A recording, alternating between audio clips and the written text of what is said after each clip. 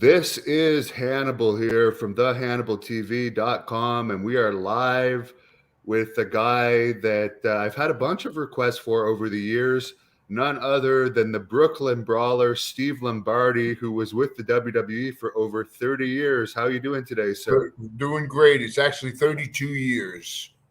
32 32 years. years, I think I'm the wow. longest reigning wrestler ever in WWE history. Well, let's start it off. You're known as the Brooklyn Brawler. Are you actually from Brooklyn? Can you tell Um, us a bit about your childhood? okay, I'm from Brooklyn. I grew up in Bensonhurst. I had I had wrestling only on Spanish TV, lucha libre. All the commentation was in Spanish, but me and my brothers were into bodybuilding. So what we were looking for is like emulating the bodybuilders' bodies. I like Bruno Sammartino, so I worked chest real hard. My brother liked Billy Graham, so he blew his arms up like a balloon. You know what I mean? And then it was I just fell into it because I was in school. Then I went to college for 2 years. I was going to be a medical technologist. Some guy gives me tickets to Madison Square Garden. He says to me, "Do you want to go to the show? Here's 6 tickets." So I look at the guys that I was working with. I said, "Hey, do you want to go? We'll go check it out. We've never been there. Let's do it. This and that." So we go to Madison Square Garden.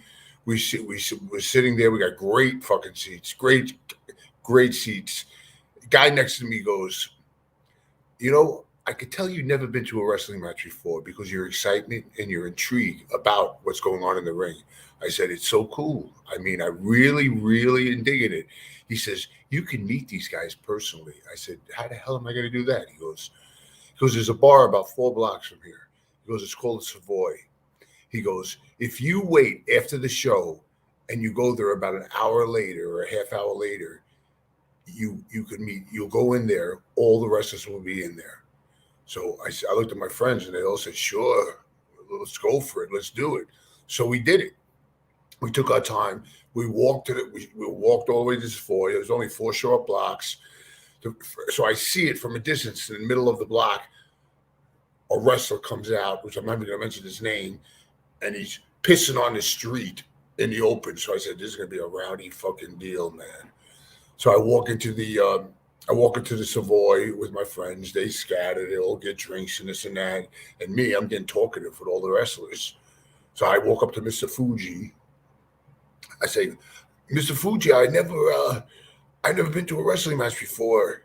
I says, I really enjoyed it. I think it's great. He goes, can't you see I'm talking to Arnold Skolin? You interrupt us? I said, oh, here we go. Strike one. So I go sit at the bar next to Jimmy Snuka. I order a drink. I say, Jimmy, I think I got that feeling in my heart that I want to do this. And Jimmy just turned to me and he said, brother, if you want this with all your heart, you can do it. You can do it. If you love it, you can do it. I believe in you, brother. Exact words.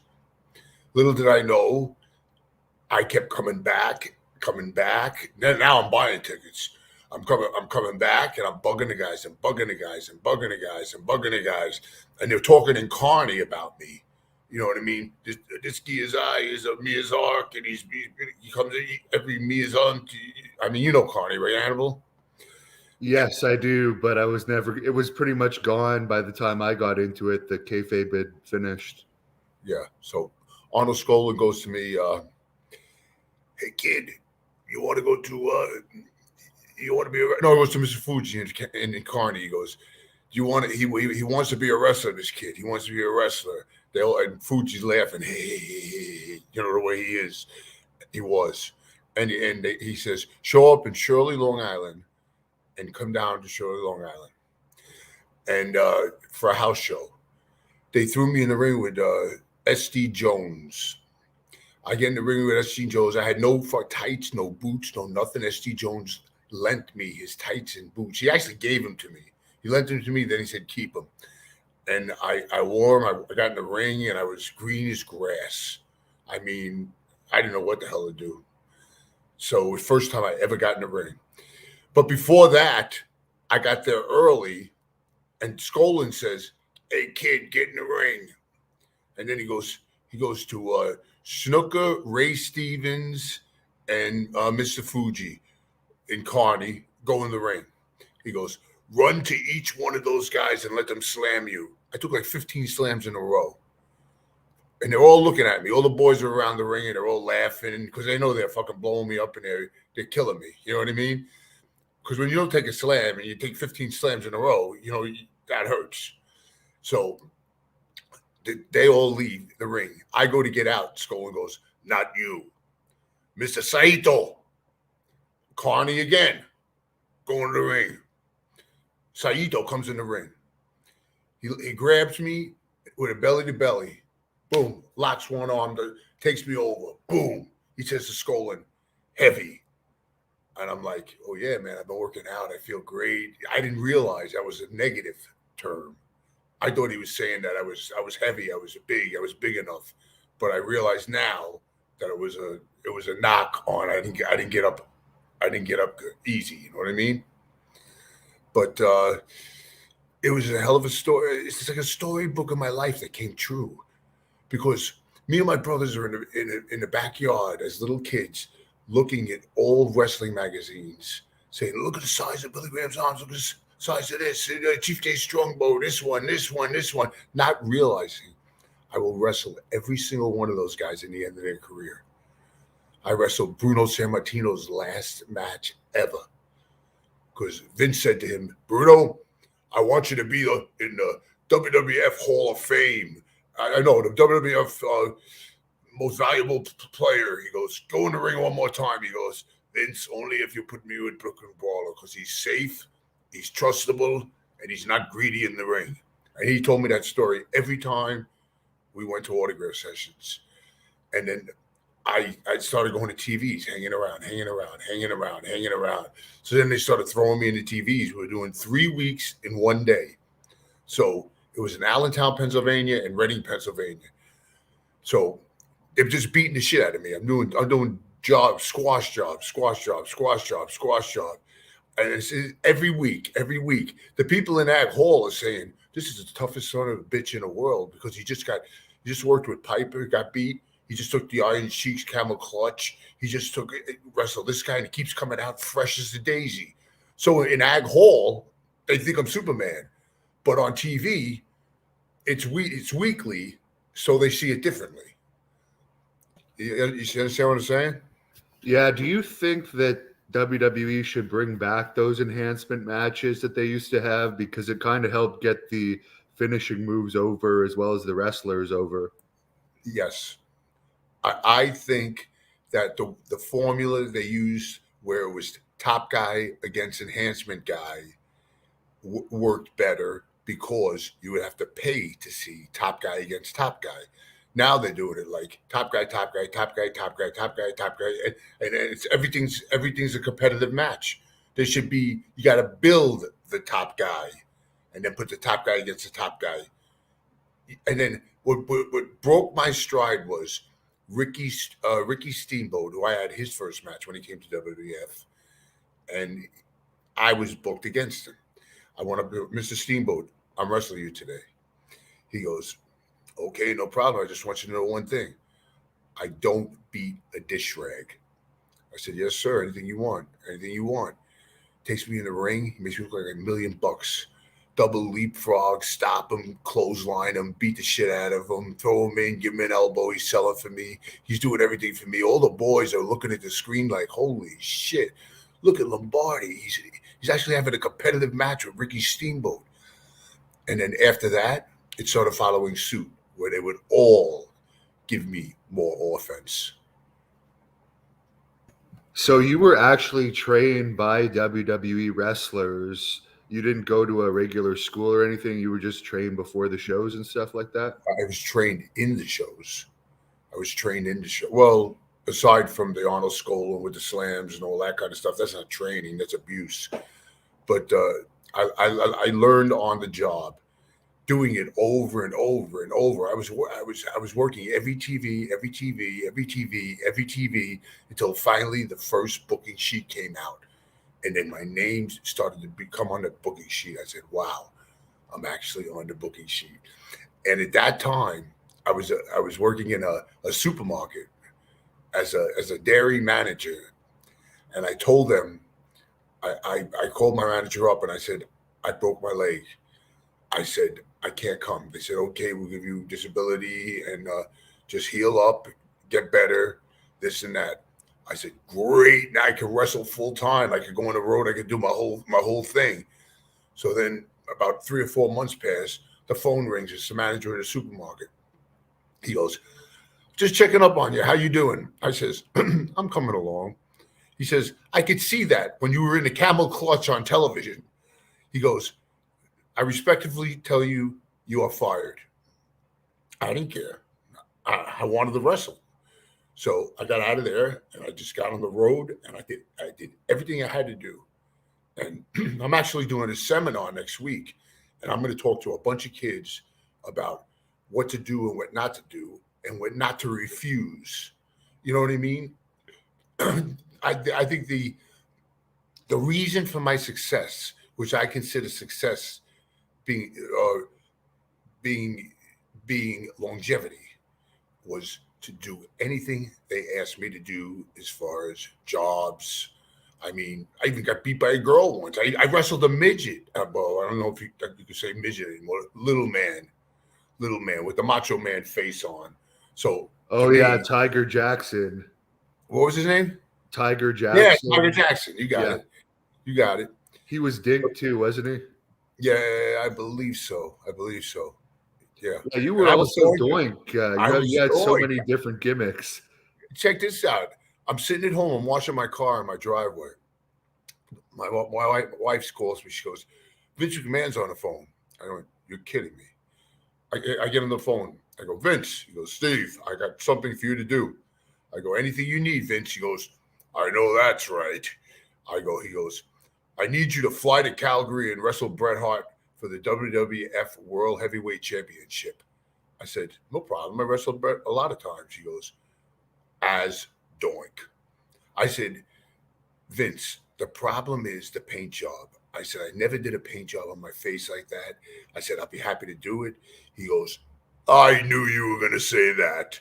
What we're going to do is we're going to fly you from your house where I was living in Michigan to Cleveland, where Matt Bourne was living, and his wife is going to have the Doink suit in the baggage claim. She's going to hand it to you. Then you're going to jump on a plane and come to Stanford. Then you're going to meet this girl. Her name was Jill. She was the makeup artist. She's going to show you how to do it and how to do, and give you a diagram and give you all the paint and all the things you need to do. Then we're going to put you on a plane and send you to Calgary. Now, at that time, Doink was the hottest heel in the territory. So I get to Calgary. The paint job, I took great time. I had a fan. I was doing nice, but it's hard to do a paint job with Kurt Hennings walking over to you and pushing your arm, trying to mess you up. You know what I mean? It was a big rib. Everything was a rib. But it was so funny to go from, the Brooklyn Brawler, I'm going to kick your ass, to, I mean, it's like a complete opposite. So when I walked through the curtain, I was a top heel in one day. So Bret Hart worked with me, who I also had Bret Hart's first match in WWF. I had Rock's first match in WWF. I had Mark Henry's first match in WWF. They would give me all the first matches with everything. But anyway, after I was Doink, they sent me to Europe as Doink. They sent me all over the place as Doink. I was doing Doink. That's when Bam Bam had a friend, but she politicked Vince and said, make my friend Doink the Clown, Lombardi's in England, and I forget his friend's name. It was he was a friend of Bam Bam's. It wasn't Ray Apollo. It was the guy before that. But they made him Doink. I felt fucking pissed off because I said I put my heart and soul in this, and I was tearing the house down with X-Pac because I worked with X-Pac every day, and I was just doing great. And I came back and I figured I had this thing clinched, and then they had to replace. And no. Then they sent me to Memphis. Then I was working in Memphis for Lawler. And then Lawler says, did you hear they got a new Doink in New York? I says, what are you talking about? He goes, yeah, Bam Bam's friend. They made him Doink. I says, I'm Doink now. And he goes, well, that's what they did. So I went back and back to Brooklyn Brawler. Brooklyn Brawler was cool, but I love Brooklyn Brawler. But people thought I was getting beat legitimately when half the guys that I was fighting, I got beat up in the dressing room. You know what I mean? But now they realize, finally, these days, they realize I was making them look good. It's got nothing to do with getting beat up. I hid their weaknesses and I accentuated their strengths. Like I wouldn't tell Mark Henry to jump off the top rope. You know what I mean? But if I worked with Marty Jannetty and Shawn Michaels, we would do everything. You know what I mean? So it was I adjusted to every situation put in front of me. Why was Matt Bourne replaced as Doink? And do you have any stories about Matt Bourne? He's a popular subject on this channel. Matt Bourne I think, was the best Doink, to be honest with you. But he had a few demons. But he got suspended for some reason. I don't know the exact reason, but he was suspended. And that's how it fell on me. That's how it fell on me. And then all the gimmicks started falling on me. Then I get this thing in my head. You remember the movie The Warriors? Yeah, that's a great movie. Remember the baseball players? Yeah. Okay, so I see the baseball player gimmick. Like, wow, that's cool as shit. But so later on in life, Damien Demento, he was a great artist. I said, Damien, draw me a picture of a face with a baseball, as a baseball player. And he did it. And he did it really good, too. He just drew just a head with the baseball face. I knocked on Vince's door. I said, Vince, I have an idea. And he was receptive. I put it down. He looks at it. He tilts his glasses to his nose. He goes, interesting. I'll give it some thought. I said, I just want you to know, Vince, it's never been done. And then he said, really? And after I said that, it got done. But Doink the Clown is my most signed picture. I mean, but you know what it's like to write Abe Knuckleball Schwartz 15, 20 times? It's insane. I can imagine. One question about the Ace Knuckleball Shorts. It started off as MVP and you were in the crowd because of the strike. It seemed like there was like a 3-month buildup of that, and then they only let you do the gimmick for like a month or so. Yeah, Vince came up to me one day and he goes, I got too much face paint in the company. I have Doink, I have you, and I have Gold Dust or wherever. He goes, and as a joke, I just said, get rid of Doink. You know, and then they faded it out, but they still used it on the side on house shows and all that. But it was a cool gimmick. I mean, people love it. I'm still signing that. I want to do a thing as Abe Knuckleball Schwartz at a convention and do pitches with them. I think it'll do well. There's a fan here that says he saw you wrestle as Knuckleball Schwartz in Boston and everyone was chanting Brawler. Was that normally happening that people recognized you? Yeah, but they usually get caught up with the story and everything. It didn't happen to that extent. I've heard a couple of brawlers out there, even as Doink. You know, you'll always hear that, the smart marks. You know, they think they know everything. But I wasn't concerned with it. I was concerned about doing the best I could do with the gimmick they give me. Yeah, they gave you a lot of gimmicks. You were also Kim Shi for Kamala. How did you like that? It was good, but it was like babysitting. What people don't realize is, you know, like we would do the Ugandan, then he would walk over to me and he would go, Kimchi, I done forgot everything I'm supposed to do. And I say, James, he's going to go for his to the tackle. He's going to take the bump. You go for the elbow. He moves. He goes, got it. I said, and then we go back into that. But that's the way it really was. I did that for about 6 years. Oh, really? You did it even when he was a heel then? Back? Yeah. I was the only Kimchi. There was Friday before that. That was before my time. Who played Friday? Different people? Or? No, one guy. Was it Frank Dalton? Is that possible? I think that might be the name, but I'm not sure. It was before my time. But James was a very hard guy to travel with, and he lied a lot. He lied a lot. Like he says, "Oh, Undertaker got 150,000 for WrestleMania, and I got 15,000," which is a complete bullshit story because Harvey used to cash all his checks because he used to never pay taxes. He used to burn his house down when tax time came. Said all his papers. So Harvey told me, he said, his dad, I should have photostated every one of those. The guy was making 20 to 30,000 a week consistently. How was your pay over the years as far as what would have been your best years making money? Did you make more behind the scenes, or was it when you were in front of the camera? When I was in front of the camera, when I first started, I think my first year I made 83 grand. I averaged between 150 and 200 every year. When the company went public, they put us under contracts and they tried to drop my salary. So I went up to Vince. I said, "Vince, this is way too low." I go, "This is like poverty." He goes, "Poverty? What a word to say." I said, "Vince, when you think about a mortgage, house payments, this, that, I'm going to have to sell my house." He goes, "Well, call my assistant tomorrow and remind him of this conversation." Now I said, I'm either fucked or he's going to help me. I called his assistant. Next TV, I go to TV. John Laurinaitis calls me to the side. He says, "Vince just bumped your salary way up." I said, "Wow, that's pretty cool." You know, he did me right. He did me right. Michael Collins wants to know, you did have title matches against HBK in 92, then one against Triple H on SmackDown in 2000. How did you like getting those random main event roles?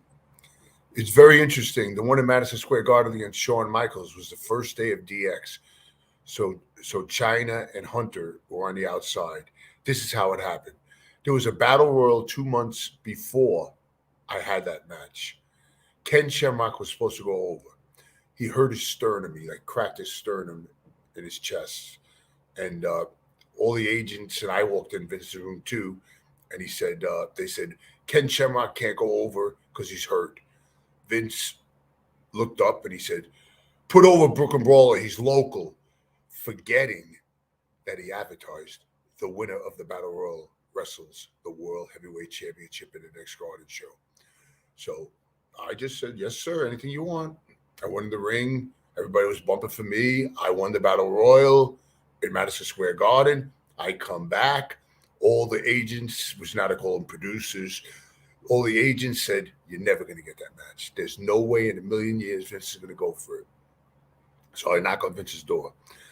I say, "Vince, I didn't realize this. You advertised the winner of this match wrestles the World Heavyweight Championship in the next Garden show," which was Bret Hart. He looked at me and he goes, "You got your match." I mean, and that with that intensity. So now there's a month gap in between the two Garden shows, which was the Montreal screw job. Now, Shawn Michaels is the champ now. I'm still scheduled to wrestle the World Heavyweight Championship. Now, Shawn Michaels, I love him to death, but back then, he was a wise guy. He was a different person. He was a very different person than he is today. And I was afraid that he wouldn't do it. So we're all sitting at the bar with Arnold Skoll and a bunch of wrestlers, and Skoll goes, and Shawn was in there. He goes, "Hey, Shawn, you know who you're working with in the Garden?" He goes, "Who?" And he goes, "This guy right here," and he points to me. I said, "I'm dead now." That's it. He's gonna fucking curse me out and everything. And it's not. He goes, "Oh my God, could you leapfrog? Could you do a super kick? Could you do this? Could you do that?" He was so into it, it was freaking me out. And he gave me the match of my life, and he kicked out. If you ever find that match, he kicked out on 2.5 every time. The whole Garden was erupting. They thought they were going to drop the belt to me. And Hunter would go on the apron. I would pop Hunter. China would come in. Those days you could hit a girl. I nailed China, and then before he went over, but it looked he gave me 80% of the match. As far as how the wrestlers treated you, I've always heard that some could be very careless with enhancement talent. Others respected you, like Steamboat and Flair and all them. You weren't really enhancement talent because you were regular, but who were some of the guys that treated you well, and were there any that treated you like crap in the ring? I don't think anybody treated me like crap in the ring. I think some people were stiffer than other people. Like Bret Hart was snug. He kicks you in the stomach. He's kicking you in the stomach. But then again, when you work with Shawn Michaels, he's like a feather. You work at Undertaker, he's like a feather. But other people like to be snug. But actually, Shawn Michaels' kicks look better than the shoot kicks. So nobody abused me. Other talent would only get abused if they screw up a spot, if they take a shitty bump. Because if you take a shitty bump, you're making the guy giving you the bump look like shit. So that's where that abuse thing comes in. There wasn't no deliberate abuse. Now, I remember seeing you at house shows in the late 80s and early 90s. Were you regularly on the house shows every week, or was it more when somebody couldn't show up or got fired or something, you would take their place? Well, when I first started, they said if someone doesn't show up, we work and you get paid. If everyone shows up, you don't get paid. But in those days, it was Snuka Morocco, this guy, that guy, and there was always somebody missing. So I more or less always worked. And it evolved into full time. And I worked 17 days a month for 17 years. I remember you against the Predator at the Ottawa Civic Center at a house show in particular. Who was the Predator again? I have no idea. The Predator. What was his gimmick? I remember the name. I just don't remember the gimmick. I think he was a guy that they never really did anything with. He had like a mask and blonde hair, and you were brought in as the enhancement guy for that show, but everybody was cheering you in that match because they didn't know who he was. Yeah, because I was on TV every week, and he's a new guy. And that happens today too. Yeah. If you throw a guy nobody ever seen in the ring, like when I wrestled Rock's first match, he's never. Did you see Young Rock? You ever watch that show at all? I didn't see it, but let's get into that now. Your relationship with The Rock. Okay, I had The Rock's first match ever, not just in WWF, ever in front of an audience. So Rock's got a show now called Young Rock on NBC. And on it's season 2, episode 8, it's called Corpus Christi. They got Colt Cabana playing me, and they made him grow a beard. I mean, you would swear it was me. He got the gimmick down perfectly. He did a great job, and they had an act playing me, Rock, and a Colt playing me, and they tell the whole story. And Rock says, Steve Lombardi is my opponent tonight. He's doing this. He's breaking me in just the way he broke my dad in. Because Rocky Johnson, when he first came into WWF, I had his first match too. I was the first match guy. Ultimate Warrior, first match guy. If they don't kill Lombardi, we'll keep going with him. Now, you had a lot of matches against the Ultimate Warrior. How was your experience working with him? I worked with him 47 consecutive days in a row. He accidentally knocked me out twice. People didn't like him because he would come in the dressing room and he'd go, fuck, I just seen you yesterday. I'm going to shake your hand again. What do we do? Shake hands every day we see each other? But he liked me. But then the company turned on him. I was moving into running the pre-tape room, which is the interview room. They told me to produce a video knocking the Ultimate Warrior. The Ultimate Warrior left the company, bad terms, didn't speak, hated Vince, hated everybody, hated that, hated this. Then they make men's. I was the only one. I put myself on all the videos because I would sit in the chair, say the question out loud, and then I would answer my own question. But when I walked into the Hall of Fame, because they decided to put Ultimate Warrior in the Hall of Fame, I walked into his dressing room. He started crying. He said, "I was just thinking about you." He goes, "When they put out that bullshit interview," he says, "you were the only one that talked good about me." I said, "Jim, I always respected you." He goes, "Well, you better be prepared to stand up tonight because I'm going to tell the story how you took me in the other room and smartened me up and told me to say nothing and say yes, whatever you want me to do." I said, "Jim, please don't do that because I'm still working for the company and they're going to think that I'm a stooge. They can't tell me nothing." He goes, fuck, it was 30 years ago. I said, "Jim, please don't say that." He goes, "Okay, I won't say that, but you're gonna stand up anyway." And when he says, "Where's Steve Lombardi? Stand up," he goes, "Steve took a lot of my abuse, and he always kept a good attitude about it." That's pretty interesting. Good that you stood up for your friend. Vic says that Horace Hogan was the Predator. Okay. Do you remember that Hulk Horace Hogan? Hogan. I remember Horace Hogan. Yeah. I remember that. Yeah. Apparently they tried to give him a job or something. Yeah, well, you don't get given a job. You create a job. You make your own breaks. The Brother Man says, "What do you think about the future of pro wrestling, and what advice would you give for future wrestlers?" Well, I'm going to do a seminar next week, and I'm not even going to rehearse. I'm not going to think about it. I'm just going to tell my life story and what I did. All I can tell them is what I did and what gave me my success. Future wrestlers, what I would tell them is, if you're doing it for the money, forget about it. If you're doing it for the love of the business, you got a chance. And whatever they ask you to do, just do it. Don't say why. Don't say no. Don't say but. The word "but" is like a negative word. Just do it, and that's what I did. One time, I told you about Tiger, the little Tiger. Yeah, getting beat by the midget. Yeah, Vince walks into the dressing room. "I need somebody to put over Tiger." All the wrestlers put their heads straight down.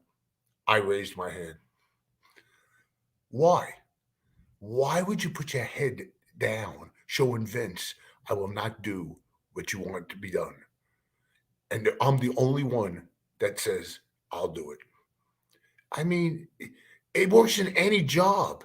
It works in any job. And then what the funny thing about it is, people get mad. Like if you talk to certain wrestlers and you say "jobber," they get pissed. I don't. Because when you talk about a jobber, anyone who has a job is a jobber. You're a jobber right now interviewing me. And the person who your boss is a jobbie. I mean, where did this job thing get so offensive? I don't get it. Yeah, like the people that get beat up in movies, they're not looked down upon, but in wrestling, it's different for some reason. But it's a job. That's all it is. Not anymore.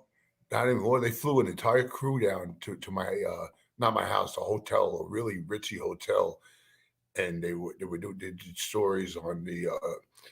They talked to me for about 2 hours on. They were calling me an architect of wrestling, that I would put the match together, and I knew it because like when Mark Henry walked in the dressing room, I said, "This guy's the strongest man in the world." I says, "Power spots, push offs, go through the ropes, let him push me right through the ropes, let him press me over his head." It was like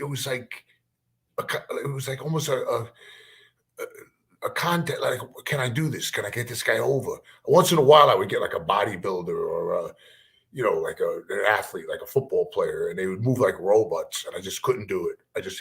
It didn't look good. Didn't look good. I always heard that Ahmed Johnson was very dangerous in there. Did you ever get in the ring with him? Yeah, Ahmed Johnson, he's one who had all that oil put in his triceps and all that shit. I was in the ring with him many times. He wasn't dangerous with me. Nobody was dangerous with me. And as far as when you became the Brooklyn Brawler, they gave you a push, and you were even in WrestleMania. Bobby Heenan was managing you. How did that happen where you went from just being Steve Lombardi to the Brooklyn Brawler? How much input did you have on that character? And why didn't they continue with the push? It seemed to be short-lived. Well, I was becoming the most well-known enhancement talent on TV because I was always there every week. I was on TV more than the top guys because I was wrestling every hour on those 3-hour sessions. So one day, Bobby Heenan comes up to me and he goes, kid, you learned how to wrestle now. Now we're going to teach you how to make money. I'm going to put you in my family. He goes, I need somebody to work with Terry Taylor at Red Rooster. And that's how that all became. He goes, I want you to wear jeans. I want you to be scruffy. I want you to be dirty. I want you to wear a Yankee shirt. Because back then, everybody liked the Mets. They didn't like the Yankees. He goes, wait, wear a Yankee shirt. He goes, and I will come to the ring with you every time. And then all of a sudden, I go from losing to winning every night. Winning, winning, winning, winning, winning. And even made the WrestleMania 5, with Bobby Heenan.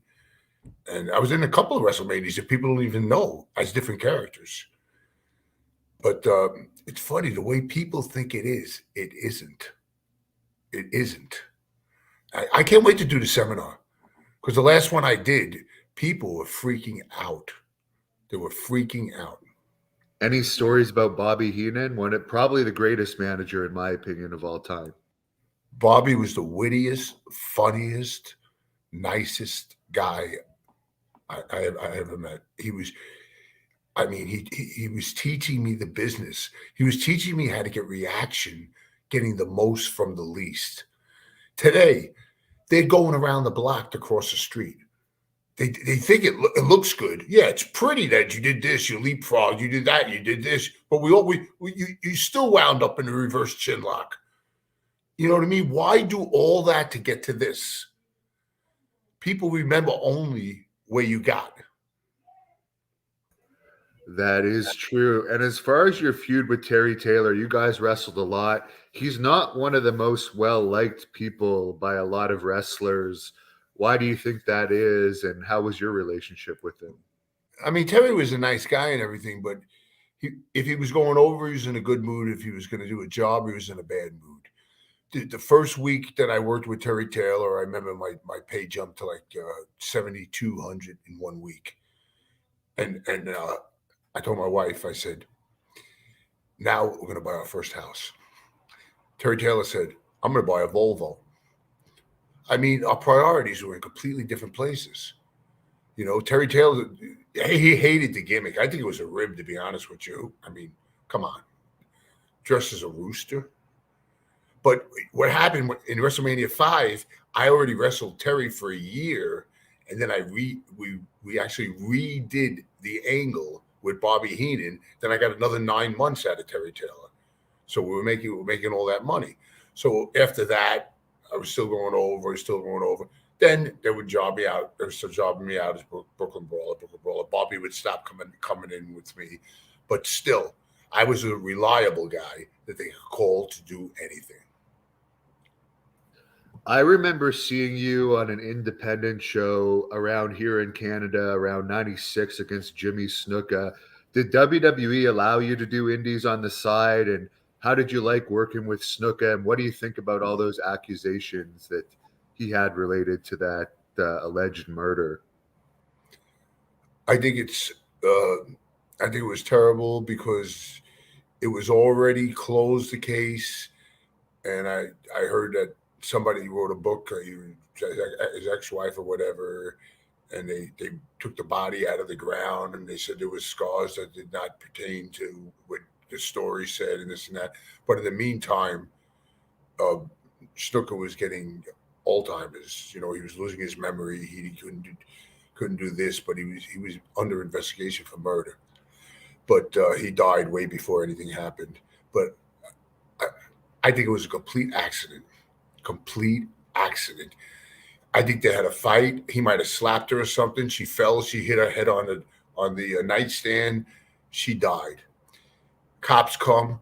They cuff Jimmy Snuka. Jimmy Snuka breaks the cuffs. That's unheard of. They had the dogs there. The dog bit the cop. I mean, it's like you can't write this shit. You just can't write this shit. But Jimmy Snuka, Vince sent him away. He disappeared for a long time because the girl had family relatives that wanted revenge on Snuka and this and that and this and that. I remember her, Nancy, and he was always good to her. They didn't have a relationship that they would fight all the time. They were legitimately boyfriend and girlfriend, you know. And Jimmy was a great guy. I don't have a bad word to say about Jimmy. I traveled with him. I shared rooms with him for about 2 years. About 2 years I shared rooms with him. And he was like, he was funny. Brother, I'm a Mormon. Don't smoke no dope in front of me. Don't do this in front of me. Don't do that in front of me. Don't do this. But if you do it, keep the windows closed. Is that a contradiction or what? He said he wants to contact you. But not a bad word to say about him. Did you ever wrestle Andre the Giant? Oh, my God. I brought Andre the Giant to my mother's house. I'm in a battle royal. Andre the Giant is in the battle royal. You got no room. You know how it is in a battle royal. You're all cramped. He gives me a short throw to the ropes, gives me a big foot. He splashes me. He's on top of me.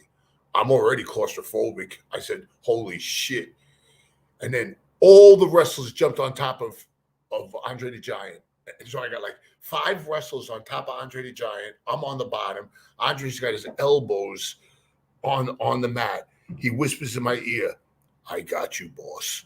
He protected me. I would have been crushed. I would have been killed. Just with Andre, I would have been. Did he treat you well behind the scenes? Because I always heard he either liked you or he didn't like you. It's true. If he didn't like you, don't even go up to him and say hello. He liked me. He asked me to travel with him a little bit. I mean, Tim White traveled mostly with him, but I traveled with him for about 2 or 3 weeks. So I called up my mother. I said, Mom, I'm going to bring a wrestler by the house. She goes, who? I go, oh, some guy. You won't even know who it is, you know. So she lived in a 2nd-story house. She's out there on the top window. So I get out of the driver's seat, and I say, hey, hi. Andre gets out of the passenger seat. All I hear is, oh, my God. You know, the whole block freaked out because he was so over back then, you know, because he was like more over than Hulk Hogan. I don't even think Hulk was there yet. Because I was there the first day Hulk Hogan came in too, who Hulk Hogan asked Vince McMahon if Steve Lombardi could travel with me everywhere. So I traveled with Hulk for 2 years. How was Hulk? Hulk was a good guy, but he's telling me stuff like, you know, brother, go to the Cadillac dealer. Tell him you're a big-time wrestler now. Tell him to give you the biggest, baddest Cadillac there is. You know, now I'm 26, 27, whatever it is, and I'm doing it. I'm buying Cadillacs now. And he's telling me, do this, do that, do this, do that. But he didn't tell me about a little thing called taxes. So at the end of the year, I owed $50,000 to the government, which I paid off. But the advice was like way out there because he was making humongous money. I mean, don't tell Linda, his first wife, don't tell Linda I told you this, but I just made $83,000 for the quarter for my shirt. It's like insane. It was insane. Back then it was insane money. But he got me on like a $500 a day guarantee. Is it true that like he was quite a partier at one point in time during his peak? I think the whole company pretty much, there was no drug test. It was privately owned. It wasn't publicly traded like it is today. And you know, everybody did everything in moderation. And you know, I don't want to name the drugs and all that shit, but it was controllable. It was controllable. It wasn't affecting business. Very interesting, but I imagine you stayed out of that because you were also a behind-the-scenes guy and so forth. You can't do that and then produce people and do interviews and do DVDs and do international interviews and stuff I did. You know what a cold open is? No, I don't actually. Like a cold open is like before the pay-per-view where they show the whole build-up to the pay-per-view and all the things that happened. This guy beat the hell out of this guy did this guy did that. And they would always come to me and say, get these shots. One time they asked me to get a shot with all the wrestlers together in a V, all standing like that. And I had asked Taker, I had asked Sean, I had asked everybody. It took me hours to do. My audio guy fucked up and there was no audio. So now I got to do it twice. I do it again. So every time somebody's seen a pay-per-view in the beginning, I did all those bites. And then I sent it to the office. Then they edit, they put it together, and they did the cold open. I did all the work, but they did it. Very interesting. How did you end up getting that job behind the scenes? Just at some point they offered it to you? Michael Hayes was doing it. And Michael Hayes was frustrated. He didn't want to be there. But I had such a good rapport with all the wrestlers, I could get the guys in the room. So he goes, oh my God, I could never get Taker in here. I could never get this guy in here. I said, just stay here and watch. And then I've been walking in with Taker. I've been walking in with this one. And then before you know it, he faded himself out and kind of put me into there. He didn't put me in there. I fell into it because he left and I was the guy getting all the guys. And then as I was in there, I was learning all the bullshit. My biggest problem was computers and all this shit. I hate computers because you have to do a lot more than just say sit down and ask them questions. You got to put it all in the computer. They got to send it to the truck. But back then you would bring tapes to the truck. Then they had these new things where you just put the what do you call those things you put inside of the computer? Those little I don't even know. You're not a computer person not either. DVDs. I don't know. No, I not know what you're talking about, the little rectangle things, right? Where it stores all the information. Yeah, little drives or something. Yeah, one of those. Then it would go to that. So I just bring this one little thing to the truck, get it done. But they would email me so much work that it was insane. And then we had people in the company they're no longer there now because it got revealed that would okay it. It had to go through them, but then they would go to Vince and say, I'm bothering the wrestlers. So now I'm not getting my job done. And I'm in the room with the guy and I say, I'm not going to say the guy's name, but I say, why do you always lie to Hunter? He goes, because this is a stupid statement, but he said this privately in a room. He said, when you lie, no one can prove you're lying. I says, what if he heard you say that just right now? He says, I would lie. That's what he said to me. But if I said it to Hunter, he would say it's bullshit. I never said that. But if they found out later, he's a liar and he got fired. Any memories of The Undertaker? Undertaker, when Undertaker first came in, I was in transition between Brooklyn Brawler and Abe Knuckleball Schwartz. So I seen him on TV with Bruce Pritchard. He was a manager at first.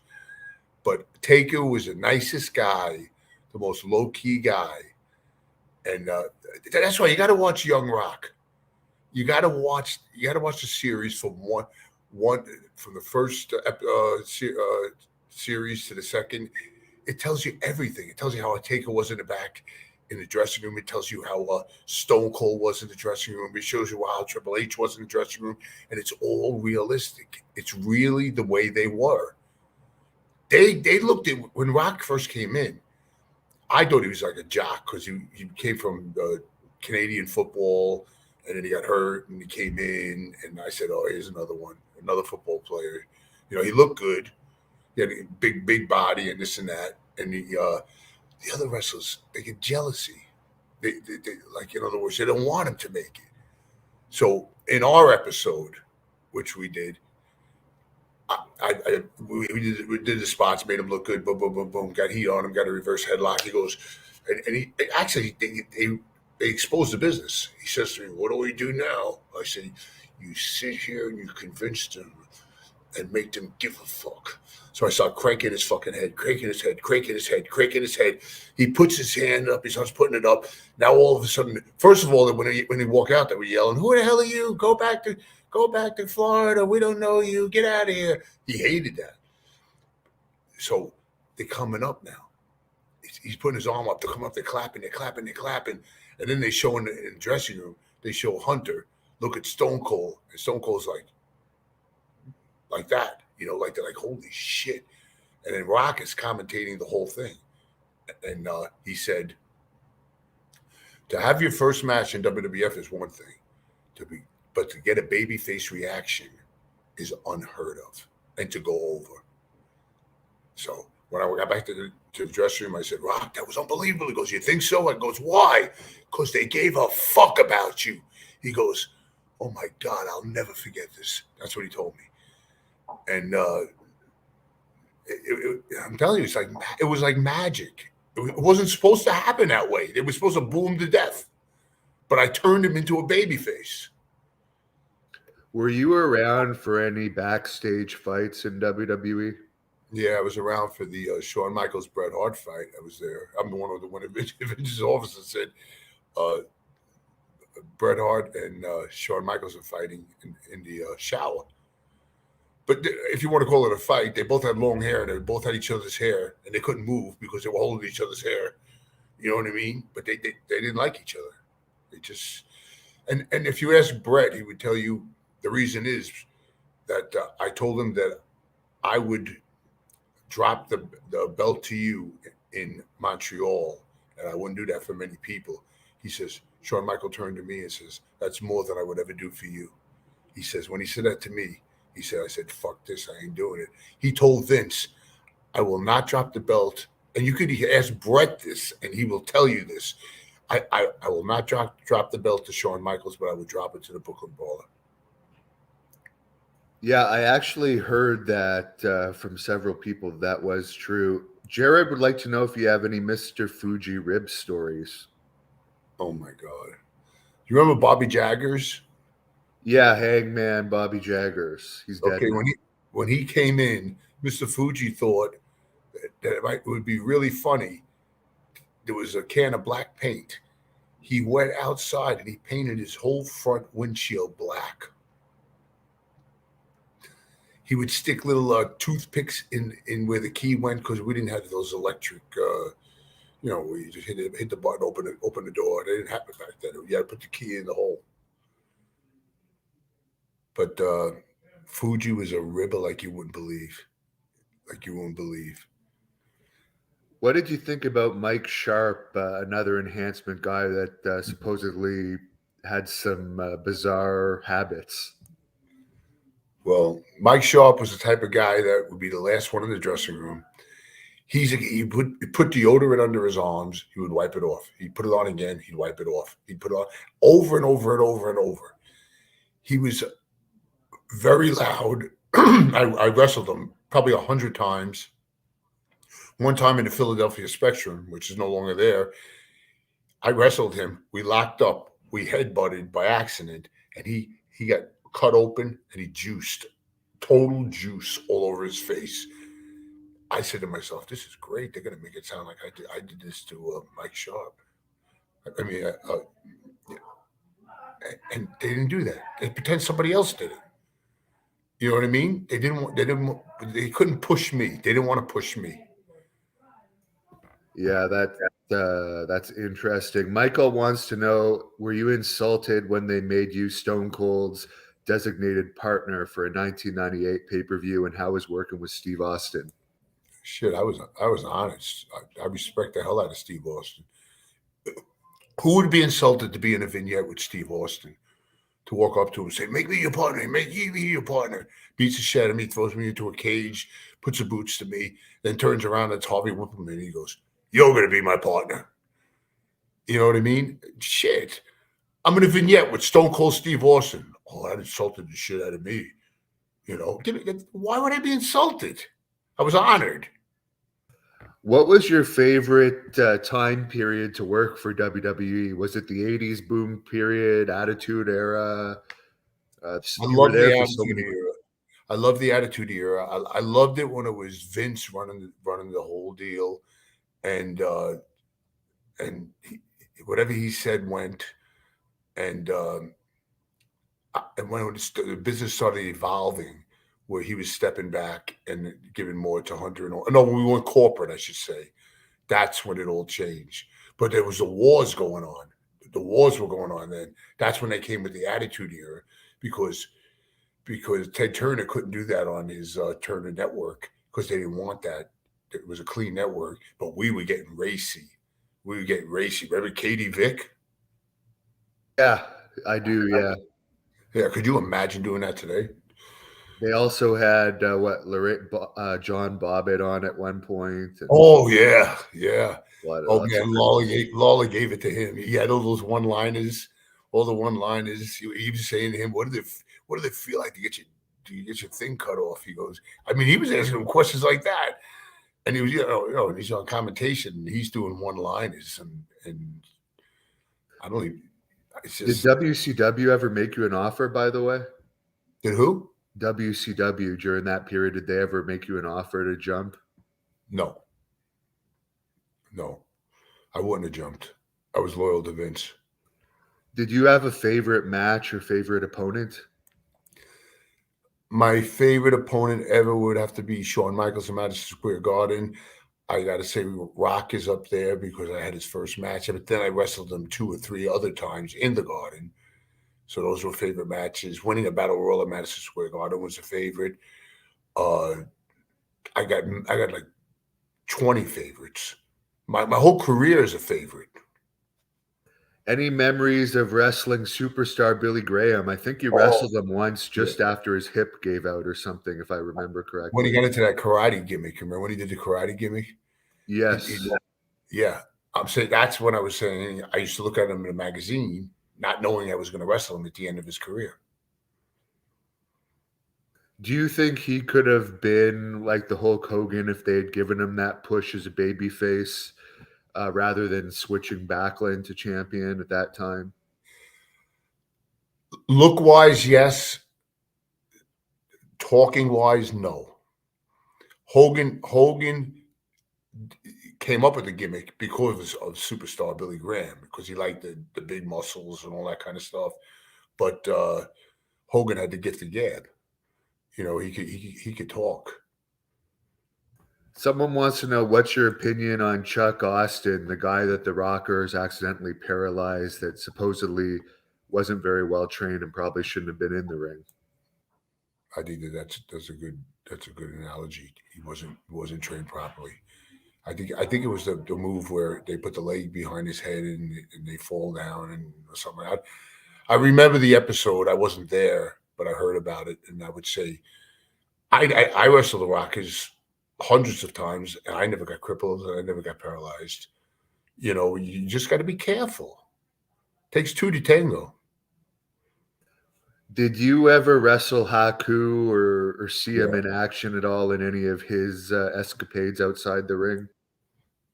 I wrestled Haku in Japan. It was me and Rick Martel, Haku, and another Japanese wrestler. Haku was a great guy. He's so polite. He's a nice guy. He says to me, we start the match. He goes, you lock up, chop me in the chest hard, stiff. And I chop you one time, you take bump. I chopped him in the chest twice. He chopped me in the temple and knocked me out. So I'm knocked out in the egg dome in Tokyo. And did you ever get knocked out?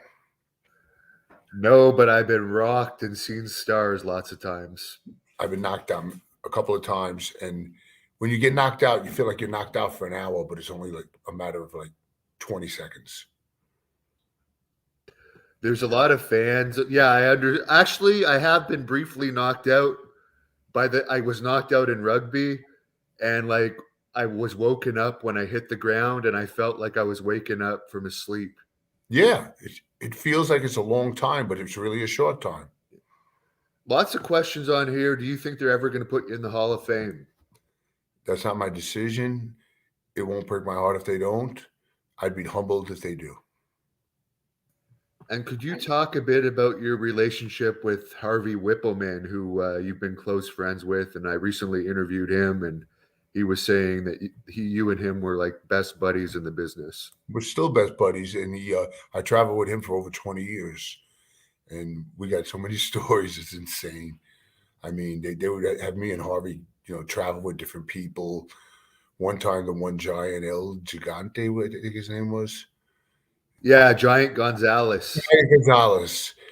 It was so funny. One time, me and Harvey, we get a van. We take the middle seat out. We'd get a cooler of beer in the back. We'd sit in the back and we'd drink beer while the giant we'd feed coffee to. We just stop and get him coffee. And he was driving like 80 miles an hour. And now there's a cop car behind us with the lights on. We say, Giant, cop behind us. He goes, I know, stop. And he kept going. And then there was 2 cop cars. And I said, pull over. So then I opened the side window in the back and I said, don't be alarmed. He's a giant. They said, is he violent? We said, no. He said, boss, be calm. Calm. I don't understand. I do nothing wrong. He gets out of the car. The guy was tall. I think he was taller than Andre. They wanted to look in his eyes. He had to get down on his knees. So me and Harvey are saying, what if Vince passes by in his limo right now and sees the giant on his knees with the cops looking in his ears with me and Bruno in the back? I mean, what would his impression be of that visual? How did you get along with Vince overall? Overall, I imagine he liked you. He kept me around for 32 years. He always used to say, if I told Lombardi to go up on the top of that building and bring down a flag, he would bring me down 2. He would say stuff like that. He would always put me over, like in statements like that. You know why he was put over, Hannibal? What are you hanging around with this guy for? This man is reliable. This man is consistent. This man does what he said he's going to do. Last night, we had something set up for you, and last minute, you try to change it around on us. That's not how it works, Daddy. You're lucky that the captain and the Brawler... do-rags went out of style 20 years ago, right? Really? So did crackhead hoodies, Hannibal. I'll see you later. What?